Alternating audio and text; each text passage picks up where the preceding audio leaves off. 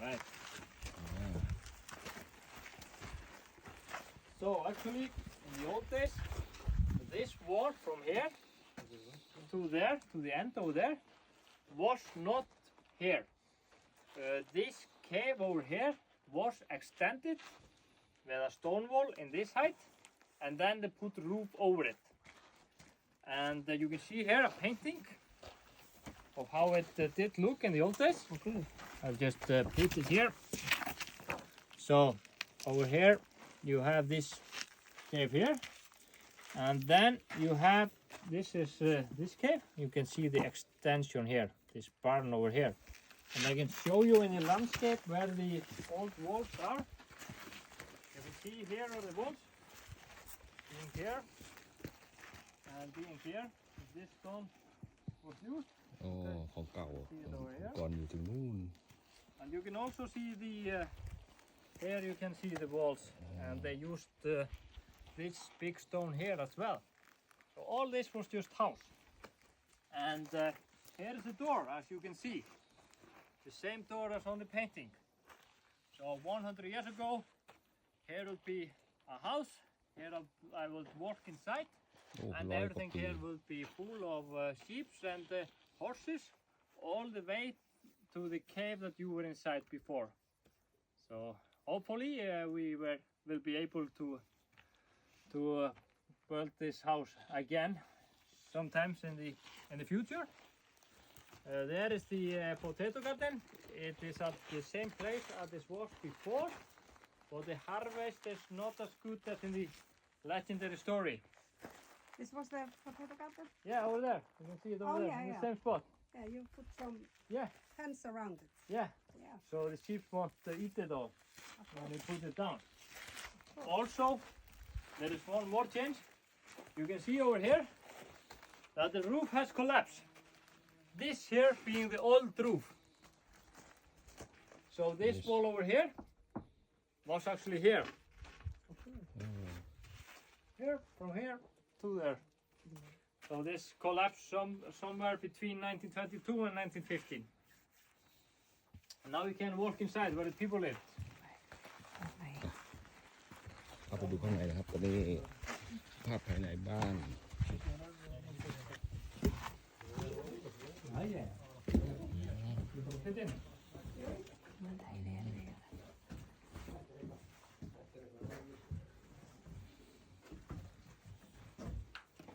เครื่องใช้อันนี้เครื่องใช้นะครับสมัยก่อน So welcome to your new home. So the rock is so soft that it always leaks. We use this system to capture all the water and put it in one place. Otherwise everything here will be wet. In the old days they will do the same, but they would use the skin from the sheep. But since that stinks a lot, we just stay with the plastic today. Since the roof collapsed, and we did put this wall there more inside by 1 or 2 meters, we did the same with this wall here. So this wall in the old days was actually here. You can see the line here in the roof. So here this wall was.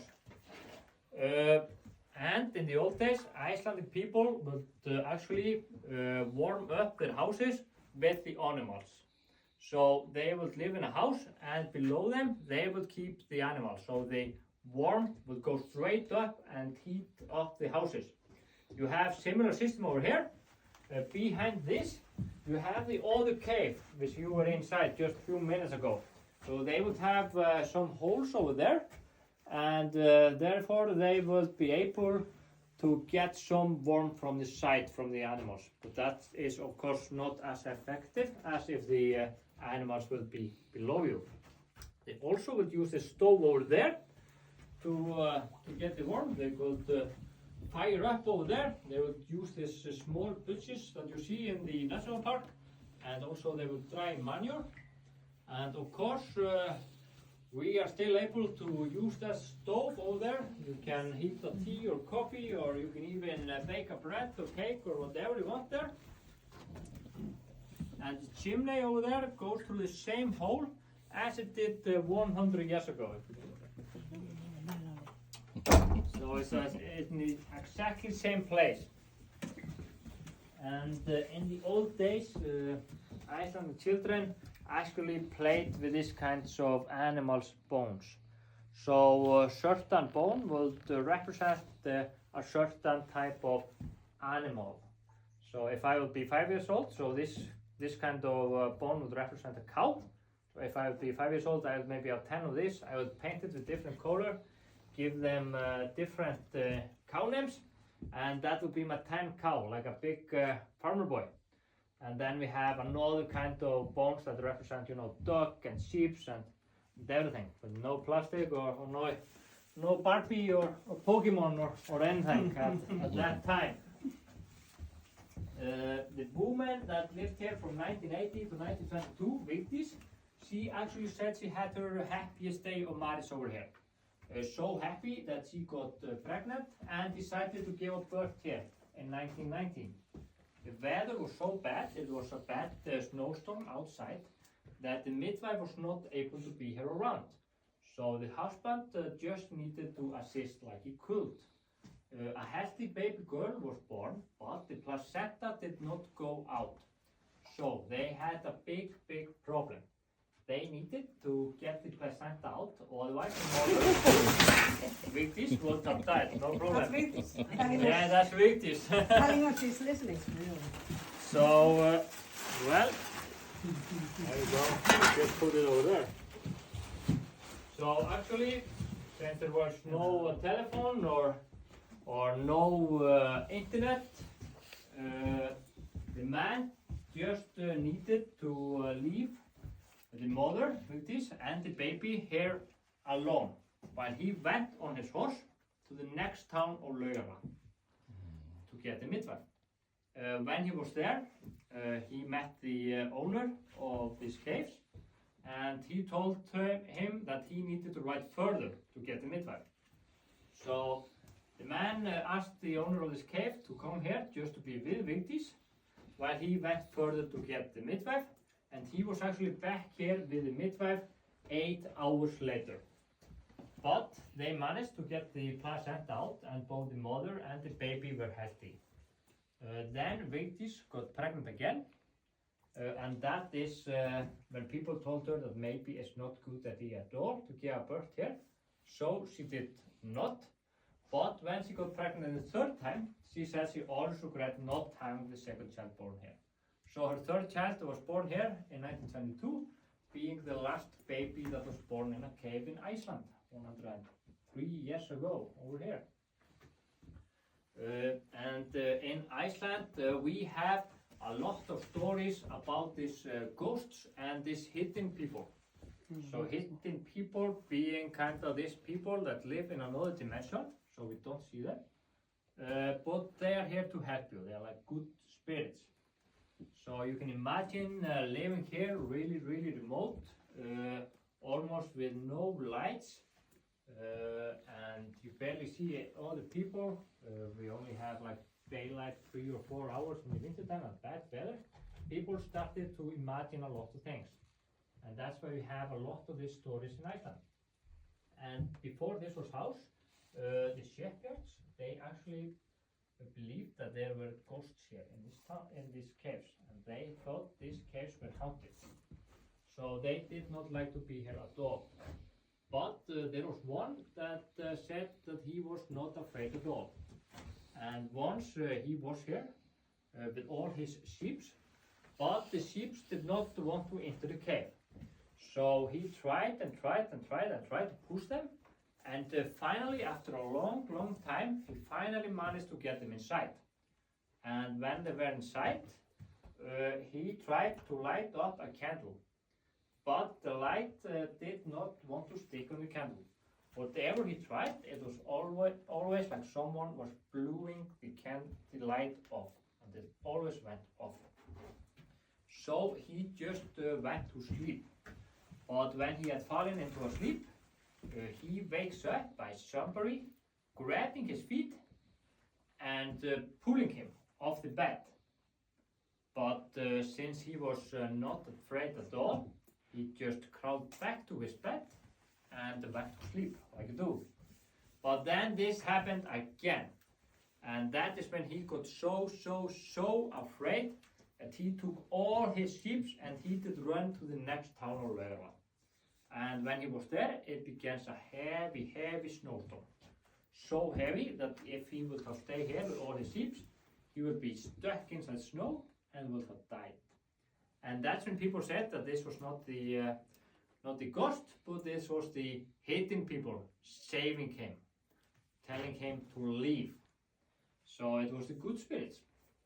And when we talked to the relevants, they said Vigdis, the mother, had similar experience.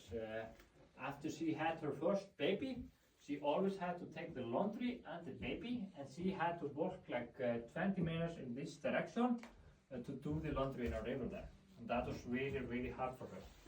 So one night she had to dream about this older woman that told her that she could just leave the baby and the Bible in the bed and she would take care of that. Of course, Vigdis did not listen to that, but the next night she had this dream again. And the woman asked her if she did not trust her. So she decided to give it a try. She left the Bible and the baby in the bed, while she only took the laundry to the river, making it much more easier. And when she came back, she felt like someone has taken care of the baby. So she always did it like that after that. And when this baby grew older, people saw her like talking to someone they didn't see, these hidden people, because she got this connection. So we have a lot of stories about this in Iceland, in Icelandic culture, and the ghost stories are still taught in every school in Iceland. So yeah, the children still know it and the grown-ups. So inside here, this is just the extension of the cave. It goes deeper inside. Here they had like, you can take a look inside if you want. There they had like a cold potato storage in the old days, but also they. Fuck me. What was that? Did you see the ghost? No! It must be the ghosts. Something just fell from here. Really? Maybe Yes. just stone or something. Or the ghosts. Vigdis. He is Looking hunted. She's just checking everybody's behaving here. So tough. This is a ghost from Portugal. This is so. This just fell. But they're a ghost. This light here. Oh my God, they did. Yeah, this light was here, just fell. Okay. Hey, look back. Fuck this.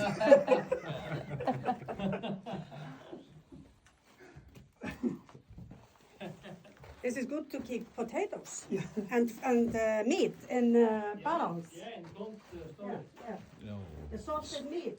เย็นมากเลยเข้ามาข้างในนี่ And it's cold, yes. And good for the coast also. Yeah, maybe ghosts live there as well.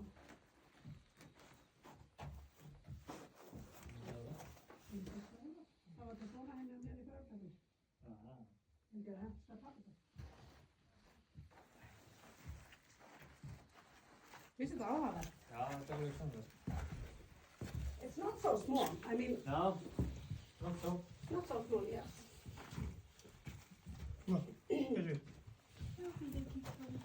She don't want to go in. No. She thinks that you have seen the ghosts.